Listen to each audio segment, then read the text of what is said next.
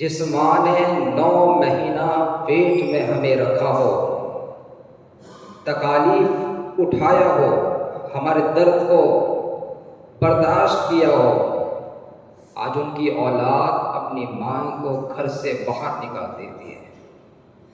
چند پیسے آ جاتے ہیں، جوانی چڑھ جاتی ہے تو ماں باپ کو بھول جاتے ہیں۔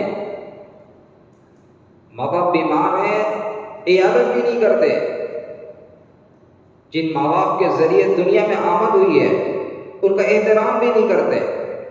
اللہ نے کہا اف ولا تنہرہما وقل لہما قولا کریما، او بھائی انہیں اف تک بھی نہ کہو، انہیں جھڑکو بھی نہیں۔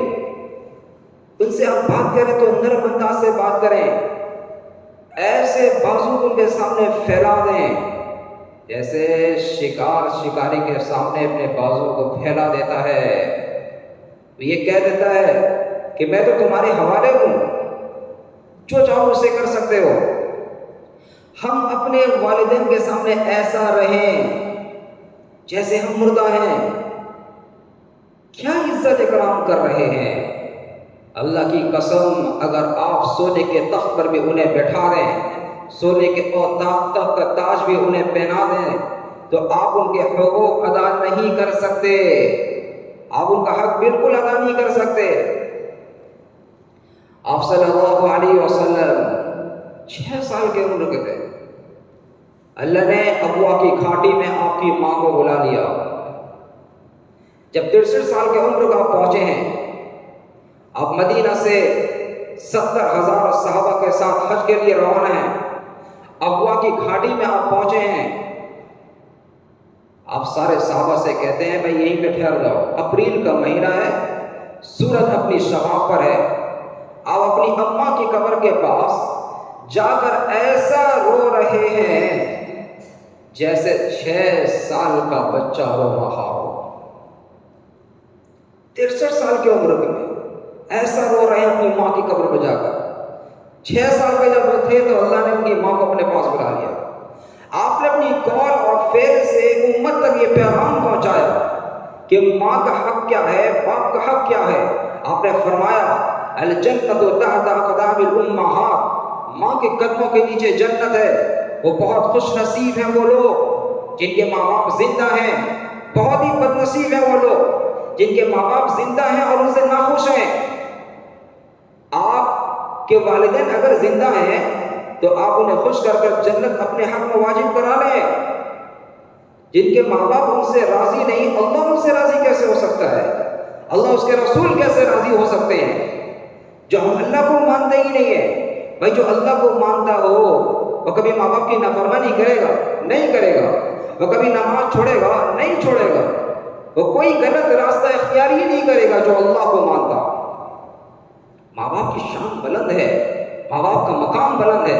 آپ نے ایک مرتبہ فرمایا کاش میری ماں زندہ ہوتی، میں عشاء کی نماز کے لیے کھڑا ہوتا، سورہ فاتحہ شروع کر چکا ہوتا، ادھر سے میری ماں کہتی بیٹا محمد، میں اس کے خاطر نماز چھوڑ دیتا۔ میں کہتا لبیک اماں جی، حکم، بعد میں نماز پڑھوں گا۔ آپ ایک بار سارے صحابہ بیٹھے ہیں، آپ مجلس میں بیٹھے ہوئے ہیں، آپ بیٹھے ہوئے ہیں، ایک خاتون آپ کی خدمت میں حاضر ہوتی ہے۔ آپ صلی اللہ علیہ وسلم اپنے نبوت کے چادر کو نکال کر بچھا دیتے ہیں۔ وہ خاتون بیٹھتی ہے، آپ ایسے سر جھکائے، اس کی ساری بات کو غور سے سن رہے ہیں۔ جب وہ خاتون وہاں سے اٹھ کے چلی جاتی ہے، صحابہ پوچھتے ہیں یا رسول اللہ، ایک بڑھیا خاتون، اس کے لیے اتنی عزت، اتنی تقریب۔ آپ نے فرمایا تمہیں پتہ نہیں یہ کون تھی؟ جی یا رسول اللہ ہمیں تو پتہ نہیں یہ کون ہے۔ نہیں، یہ میری ماں دائی حلیمہ ہے جس نے بچپن میں مجھے دودھ پلایا تھا۔ اللہ اکبر کبیرہ، جس نے بچپن میں صرف دودھ پلایا تھا۔ ایسی عزت و تکریم آپ صلی اللہ علیہ وسلم نے اپنے فعل سے صحابہ تک اور امت تک یہ پیغام پہنچایا۔ بتاؤ پھر وہ ماں کس مقام تک ہوگی جو 9 مہینہ پیٹ میں رکھ کر اور دنیا میں آمد کا ذریعہ بنی ہو۔ ایسی تقریب آپ صلی اللہ علیہ وسلم سے ثابت ہے۔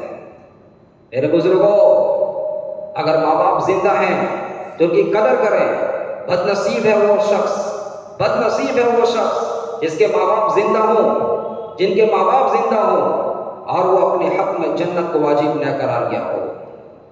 خوش نصیب ہے وہ شخص چاہے وہ مال میں کمزور ہو، گھر کے اعتبار سے اس کا بہترین بلند مقام بھی نہ ہو، اس کی بیوی بھی خوبصورت نہ ہو، گاڑی بھی نہ ہو، لیکن خوش نصیب ہے وہ شخص جن کے ماں باپ زندہ ہوں اور پھر وہ اس سے راضی ہو، یا زندہ نہ ہو لیکن پوری زندگی بھر اس سے رضامندی پیش کر کے دنیا سے چلی گئی ہو۔